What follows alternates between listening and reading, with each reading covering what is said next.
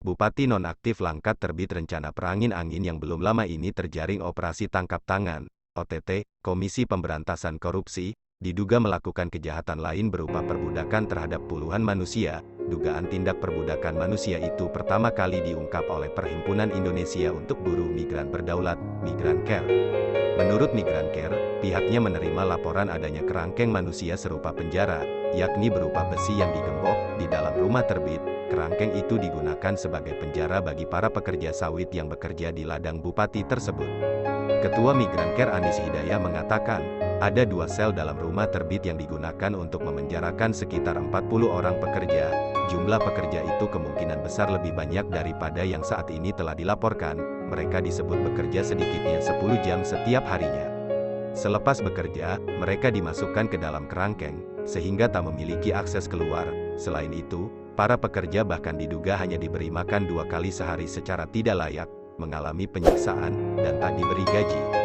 Bahkan situasi di atas mengarah pada dugaan kuat terjadinya praktik perbudakan modern dan perdagangan manusia yang telah diatur dalam Undang-Undang Nomor 2007 tentang Pemberantasan Tindak Pidana Perdagangan Orang, kata Anis, dikutip dari Kompas.com, Senin, tanggal 24 Januari tahun 2022. Dilansir dari laman Komnas HAM, perbudakan modern atau modern slavery tidak ada standarnya, namun sering digunakan dalam bahasa advokasi di tingkat nasional maupun internasional. Ketua Komnas HAM Ahmad Taufan Damanik mengatakan, ada 3 faktor yang menyebabkan terjadinya perbudakan modern, yaitu sulitnya akses posisi untuk dijangkau, masih adanya negara-negara yang tidak terlalu concern terhadap isu perbudakan modern, keterpaksaan ini misalnya kemiskinan dan lain-lain. Hal ini ada kaitannya dengan situasi orang yang bekerja secara paksa, sehingga para pekerja atau buruh dalam posisi yang memang powerless, ungkap Taufan.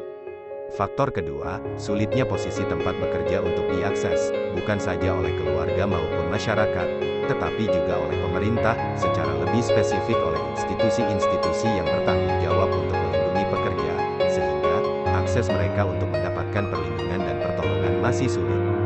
Faktor ketiga, masih adanya negara di dunia yang tidak terlalu memperhatikan terhadap hak-hak buruh atau HAM juga menjadi faktor lain penyebab terjadinya perbudakan modern.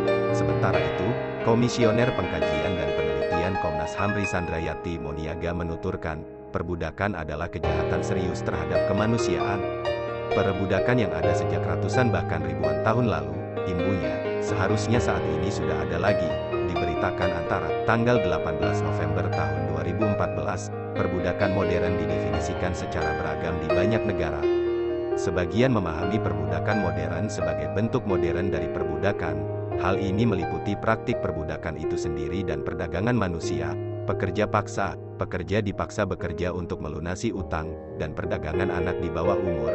Dalam Indeks Perbudakan Dunia, perbudakan modern didefinisikan sebagai kondisi di mana seseorang memperlakukan orang lain sebagai properti miliknya, sehingga mengakibatkan kemerdekaan orang itu terampas lalu dieksploitasi demi kepentingan orang yang melakukan praktik perbudakan.